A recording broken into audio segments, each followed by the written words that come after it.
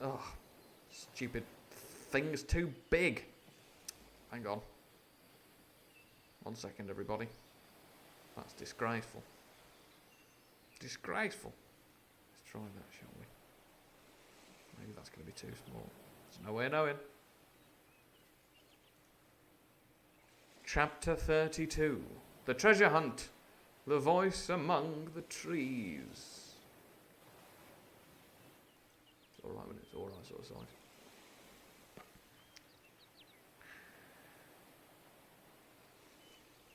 Partly from the damping influence of this alarm, partly to rest Silver and the sick folk, the whole party sat down as soon as they had gained the brow of the ascent.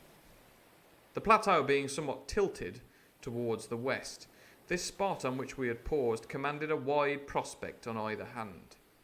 Before us, over the treetops, we beheld the Cape of the Woods, fringed with surf.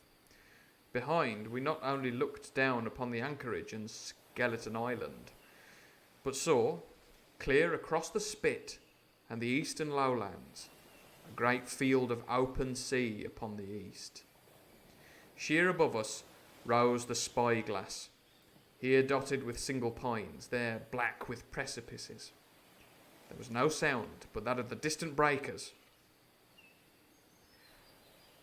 mounting from all round, and the chirp of countless insects in the brush. Scree, scree. I'll have to do them myself. They're not included on the ambience I've got going on. Scree, scree, scree, scree. That's a mosquito. It's horrible. High sound they make, especially when they go right in your ear hole.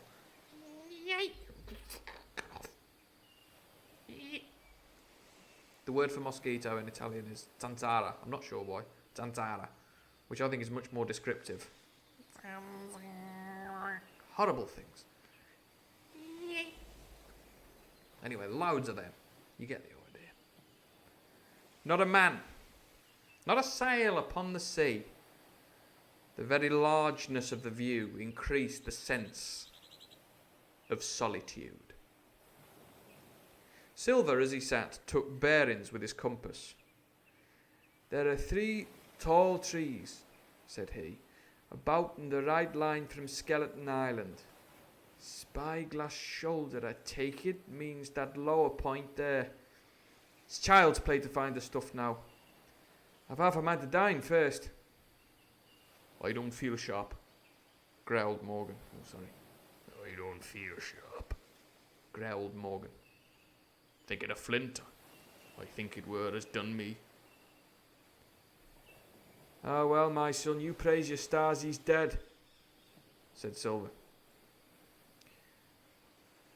He were an ugly devil, cried a third pirate with a shudder. That blew in the face too. That was how the rum took him, added Merry. Blue. Well, I reckon he was blue. That's a true word. Ever since they'd found the skeleton and got upon this train of thought, they had spoken lower and lower, and they had almost got to whispering by now, so that the sound of their talk hardly interrupted the silence of the wood. All of a sudden, out of the middle of the trees in front of us, a thin, high, trembling voice struck up the well-known air and words. 50 men on a dead man's chest. Yo ho ho, and a bottle of rum. I never have seen men more dreadfully affected than the pirates. The colour went from their 6 faces like enchantment. Some leapt to their feet, some clawed hold of others. Morgan grovelled on the ground. It's Flint, boy, cried Merry. The song had stopped as suddenly as it began. Broken off, you would have said, in the middle of a note, as though someone had laid his hand upon the singer's mouth. Yo ho ho, and a bottle of. Coming so far through the clear, sunny atmosphere among the green treetops, I thought it had sounded airily and sweetly, and the effect on my companions was the stranger. "Come," said Silver, struggling with his ashen lips to get the word out. "This won't do. Stand by to go about. This is a rum start, and I can't name the voice, but it's someone skylarking. Someone that's flesh and blood, and you may lay to that." His courage had come back as he spoke, and some of the colour to his face along with it. Already the others had begun to lend an ear to this encouragement, and were coming out a little to themselves, when the same voice broke out again, not this time singing, but in a faint, distant hail that echoed yet fainter among the clefts of the spyglass. "Darby McGraw!" it wailed, for that is the word that best describes the sound. "Darby McGraw! Darby McGraw!" Again, and again, and again, and then rising a little higher with an oath that I'll leave out. "Fetch off the rum, Darby!" The buccaneers remained rooted to the ground, their eyes starting from their heads. Long after the voice had died away, they still stared in silence dreadfully before them. "That fixes it," gasped one. "Let's go." "They was his last words," moaned Morgan. "His last words above board." Dick had his Bible out and was praying volubly. "In nomine Padre, Filii, Spirit." Well, he wouldn't be if he was he's a bloke called Dick from England in the 18th century. It's very unlikely to be going, "In nomine Padre, Filii, Spiritus Sancti." Catholicism still outlawed at that point, not legal to practice Catholicism in England at that point. So presumably, I don't know, whatever 18th century, possibly Methodist, maybe he's the same as Ben Gunn. "Dear friends, there'll be no sad farewell." He had been well brought up a Dick before he came to sea and fell among bad companions. "Oh God, in the name of Jesus Christ, my Saviour, Lord." Still, Silver was unconquered. I could hear his teeth rattle in his head, but he'd not yet surrendered. "Nobody in this here island ever heard of Darby," he muttered. "That one but us that's here." And then, making a great effort, "Shipmates!" he cried. "I'm here to get that stuff, and I'll not be beat by man nor devil.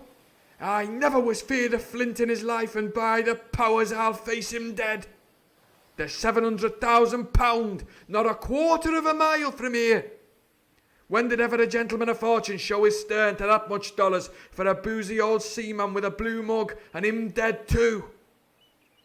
But there was no sign of reawakening courage in his followers, rather indeed of growing terror at the irreverence of his words. "Belay there, John," said Mary. "Don't you cross a spirit." And the rest were all too... That spirit again, that spelt. S-P-E-R-R-I-T. Spirit. "Don't you cross a spirit."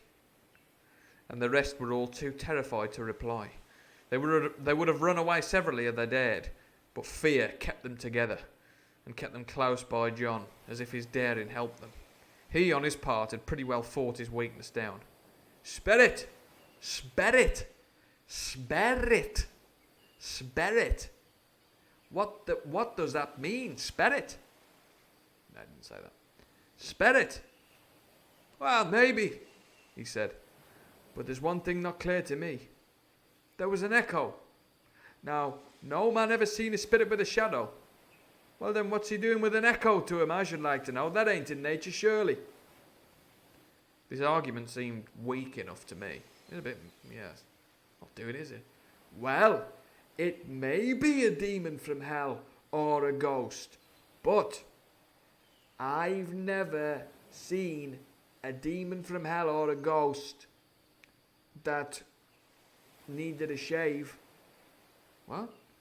"Well, if he's a demon, then surely he can just magic his stubble away. But he's got a bit of, do you know what I mean? Well..."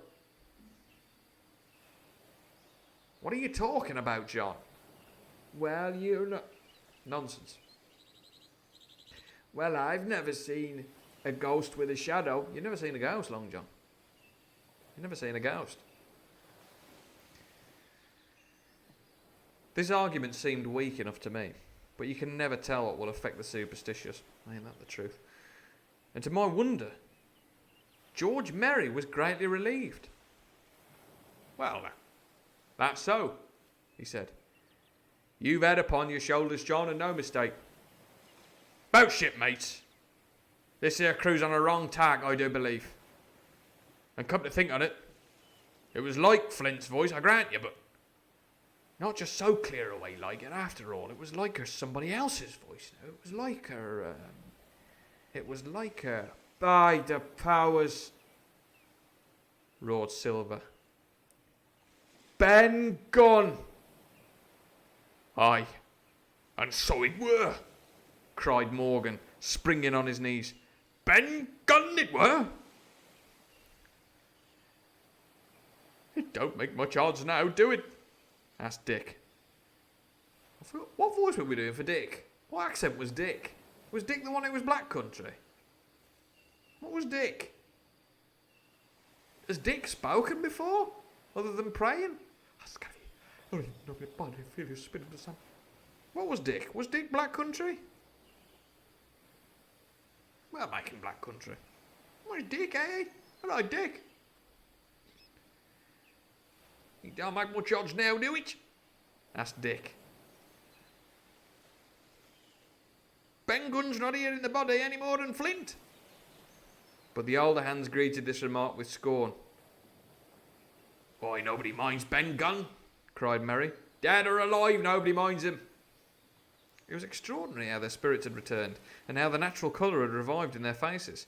Soon they were chatting together with intervals of listening, and not long after, hearing no further sound, they shouldered the tools and set forth again, Merry walking first with Silver's compass to keep them on the right line with Skeleton Island. He had said the truth. Dead or alive, nobody minded Ben Gunn. Dick alone still held his Bible, and looked around him as he went with fearful glances, but he found no sympathy, and Silver even joked him on his precautions. I told you, said he, I told you you'd spoiled your Bible. If it ain't no good to swear by, what do you suppose the spirit would give for it? Not that. And he snapped his big fingers. I don't know why that's funny. He snapped his big fingers. Absolute sauce out. Halting a moment on his crutch. What would it give for it? Not that.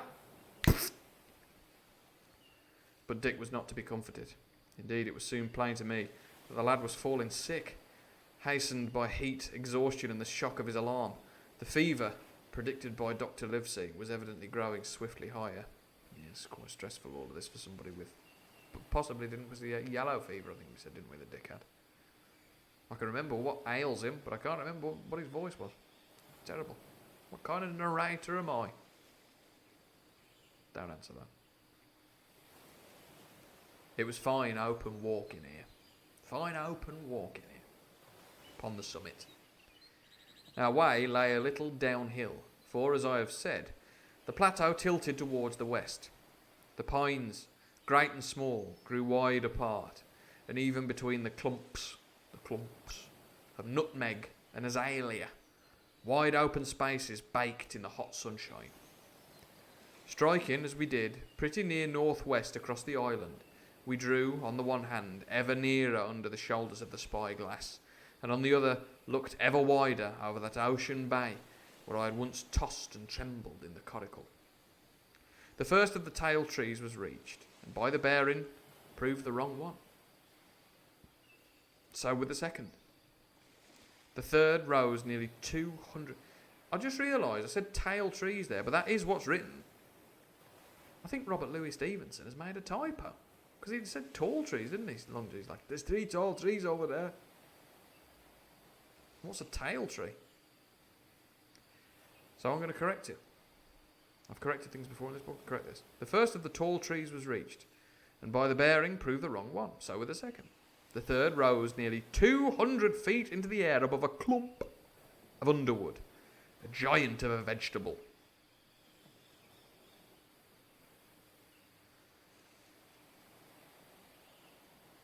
Is that really a slow look to camera one? You've got to stretch your imagination to imagine the vegetable, I suppose. Cucumber. With a red column as big as a cottage.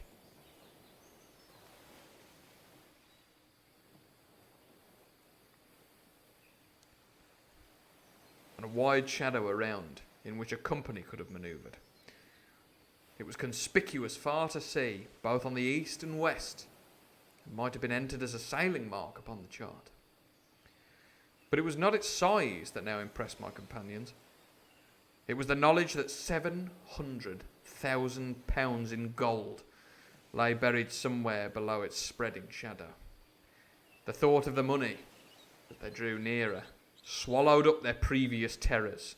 Their eyes burned in their heads, and their feet grew speedier and lighter. The whole soul was bound up in that fortune, that whole lifetime of extravagance and pleasure that lay waiting there for each of them. Silver hobbled, grunting, on his crutch. His nostrils stood out and quivered.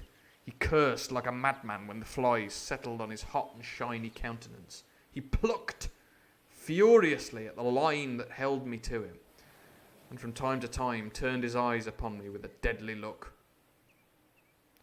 Certainly he took no pains to hide his thoughts, and certainly I read them like print. In the immediate nearness of the gold, all else had been forgotten. His promise and the doctor's warnings were both things of the past, and I could not doubt that he hoped to seize upon the treasure, find and board the Hispaniola under cover of night, cut every honest throat about that island, and sail away as he had first intended, laden with crimes and riches. Fantastic.